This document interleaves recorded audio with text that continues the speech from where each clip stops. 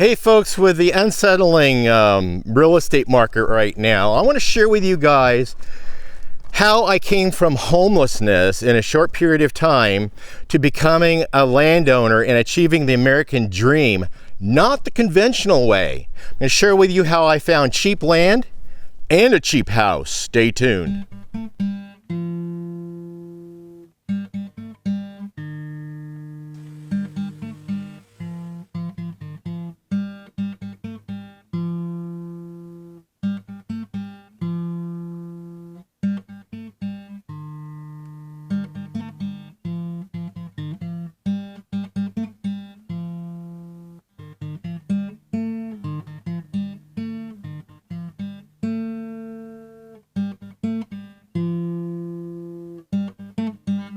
Hello, welcome back to Pine Meadows Hobby Farm. I'm your host, Jerry Hansen.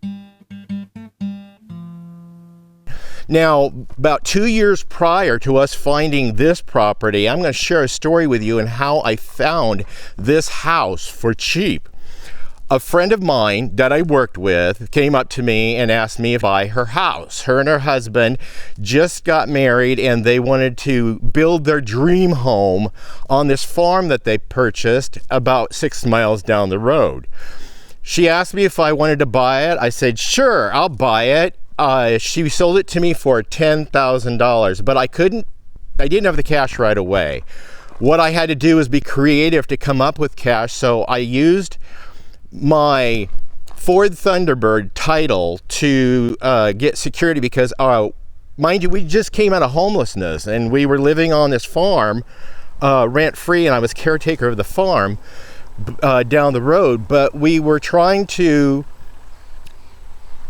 build up the credit. Credit wasn't sufficient enough to go out and just get a $10,000 cash to pay for it. So I worked out a deal with a lady. I was able to go secure a loan from a bank. Since I had weak credit, the bank required some kind of security until I was able to pay it down or pay it off. Well, what happened was I gave the lady $3,000. That's all I got from the car. Gave her $3,000 down. I paid $300 a month for 9 months, and then we came into a cash windfall. Once we got that windfall, we were able to pay the house off. Yes, that's how I bought the house in 9 months. We also paid the loan off from the finance company. I was able to secure that loan through, and we built our credit. So we paid that off early. We first set foot on this property 10 years ago. What happened is, as I was driving up the road, I had known the gentleman that used to reside here. He lived in a single-wide mobile home that was on the place, but I noticed there was a gate across the driveway. There was weeds growing up over the driveway, as you see here, and I noticed that the roof was caved in on the mobile structure. I started wondering, what's going on? And I have been looking for property to park my manufactured home on.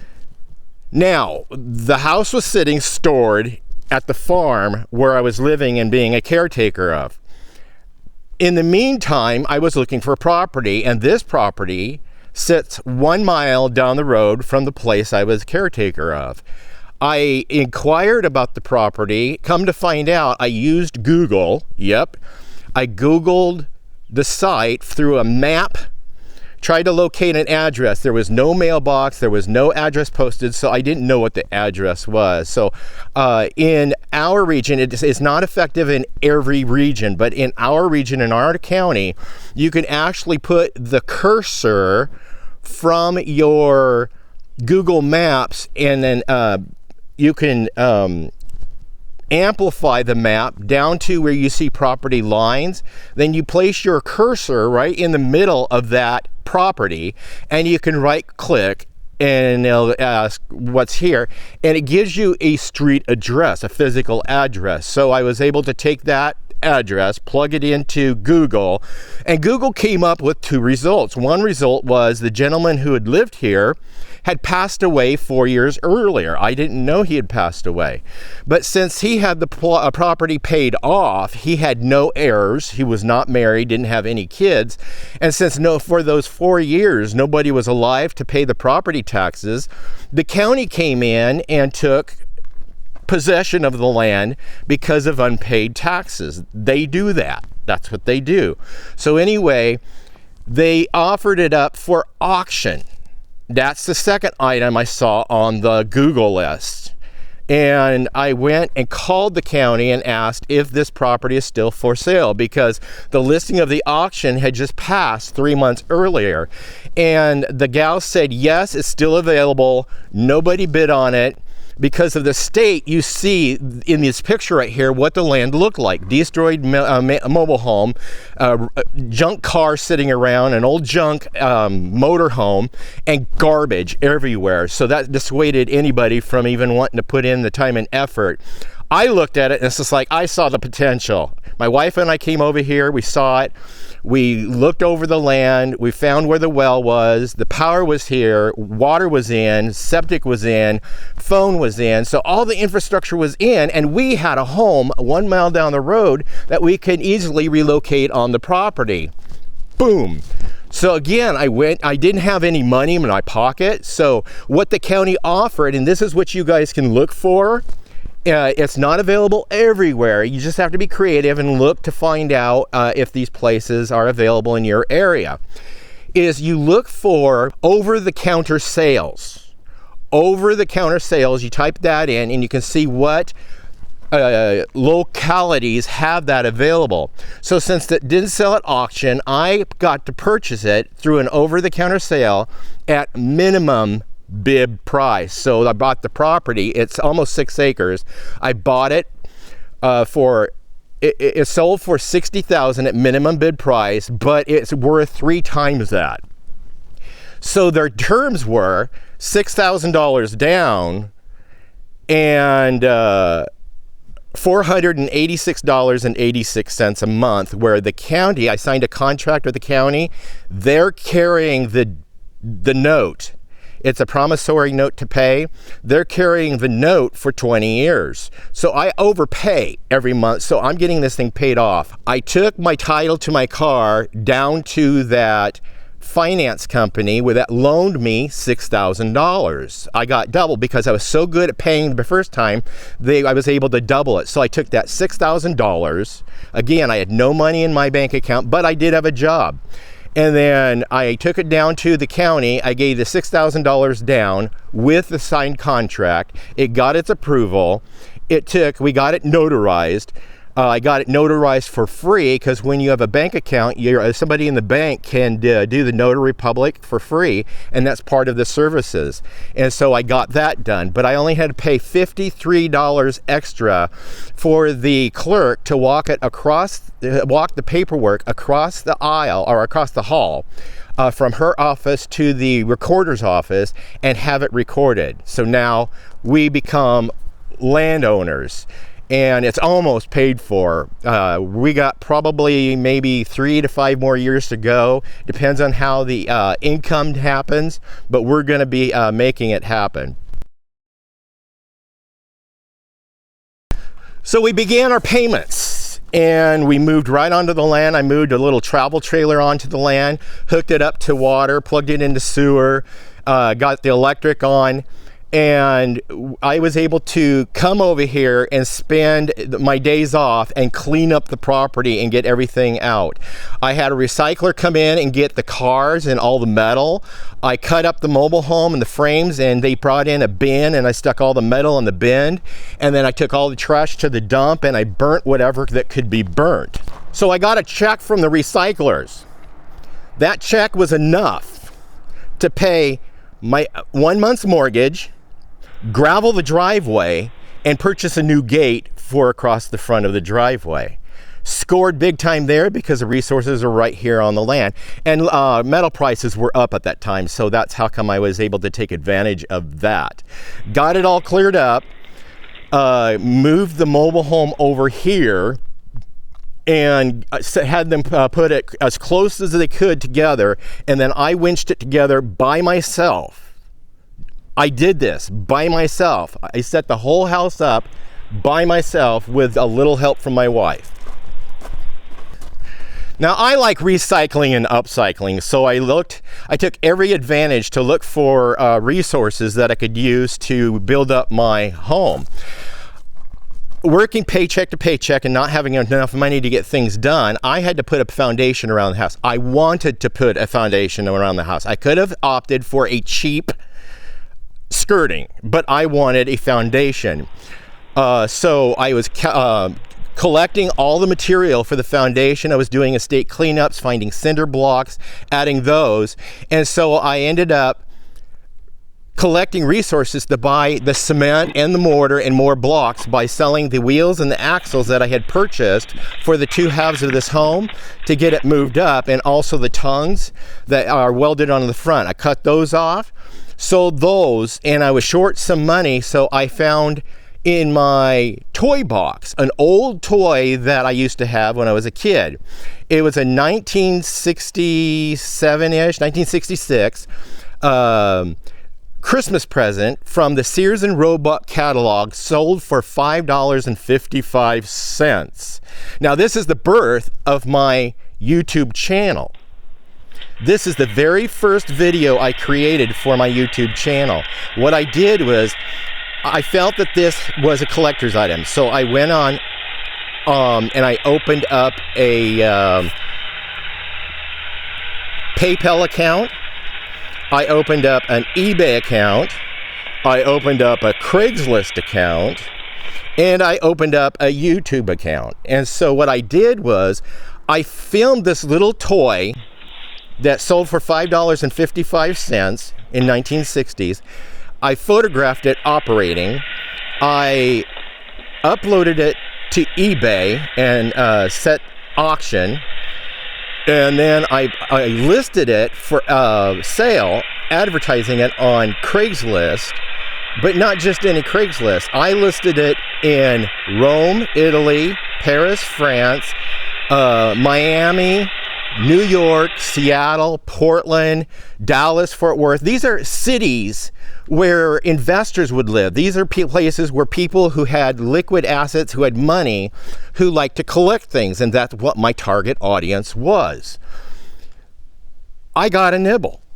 I was able to receive payment for about $886 is what I got out of that $5.55 toy.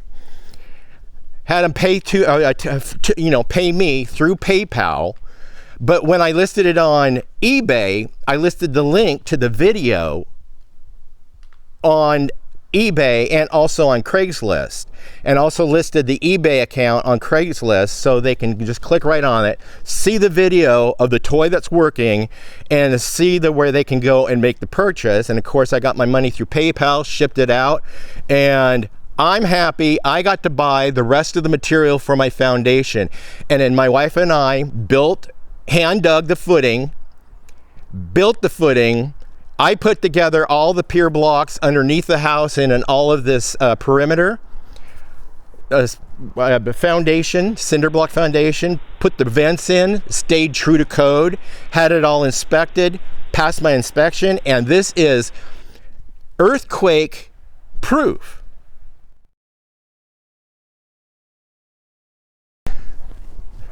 So we covered how to find and secure cheap property with very little credit. Got to be creative, folks, and it's okay to be afraid, but you have to be bold enough to try. Shared with you how I found a cheap house. $10,000 for the house, paid it off in 9 months. Of course, we had that cash windfall. And the property, we were really creative at getting the money down, get it going. We paid that off really quick because if we came into another cash windfall, we used tax refunds for that anyway, and bonuses from work. And when I get a debt, I pay everything into it that I can just to get it out because I hate debt. So here's the bonus. I shared with you how to buy cheap land, how to find it, shared with you how to find and buy a cheap house. Just make connections, make friends, ask around. I'm going to share with you how I built my homestead for free or cheap. All these buildings I built from recycled, repurposed material, or I would raise livestock, sell them, take the money from the livestock, buy feed, and buy materials to build my my farm. Now, I had been stockpiling material at the other place because I've been doing cleanups and stuff, and I resourced all this material. So the first 2 buildings I built on the homestead or on the farm before we even moved the house over was the chicken coop and the barn. Those are the first 2 buildings we built while I had that little tiny travel trailer here. I kept myself busy, and I was creating a home and also fulfilling the American dream for my family and myself.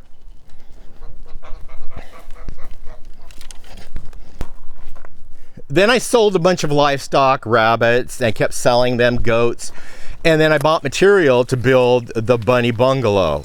I have rabbits in there. We raise rabbits. The turkey house, formerly known as the Quack Shack, was all material that was left behind or donated. I had a contractor friend that would change out windows, and instead of hauling them to the dump, he gifted me with a bunch of sliding glass doors. So I resourced the sliding glass doors for the front, had this clear corrugated roofing material that I resourced for free, and then the plywood sheets. These are 4 foot by 10 foot long plywood sheets that were left behind from a reality show that we later filmed about 4 years ago. We were in a couple episodes on Discovery Channel and Animal Planet's Homestead Rescue, Honey, I Torched the Homestead, and Savage Wilderness. And I think we're in a clip of one of their specials, Homestead Hacks. Anyway, built this. It's shelter for the turkeys now. So I'm raising Naragansette turkeys. What's beautiful about this farm, and it came complete with a pond. So I love ducks, so I have ducks and geese here. So the pond was, that was a bonus. Built the well house, all out of recycled, repurposed material, and all of my buildings have metal roofing, some of which I painted green because I like the theme colors of the classic red and then the hunter or forest green on the roofs. So I paid $999 for the big tank cistern for fire suppression, and also in case power grid goes down, I can drain water from that tank, feed the water the livestock, and have water supply to the house for a couple of weeks until I get a generator hooked up to the well to pump water into that to refill it. So I do these estate cleanups and I get all kinds of resources. I have a big stock of resources you see right now. I'm condensing all my resources here. Hopefully I'll get enough money to put together some racks so I can organize this into a cohesive, organized pile with fencing, fence posts, building materials, roofing materials, because I'm still stockpiling. But with estate cleanups, I end up with free stuff. I've got a pickup for free. I got a car for free. I've got a fifth wheel for free. I got a travel trailer for free. Got a couple of boats for free. I even got this tractor given to me. Now, when the lady gave me the tractor, I literally cried. So the tractor needed a house once I took possession of the tractor and all the implements. It comes with this disc harrow. Comes with a plow, comes with a brush deck, and then over here there's a rear scraper blade. So while I was doing that major cleanup, it was actually 3 estates in one. I was doing that major cleanup. You guys can follow that on my treasure hunting series. I'll leave a post so you guys can click on it.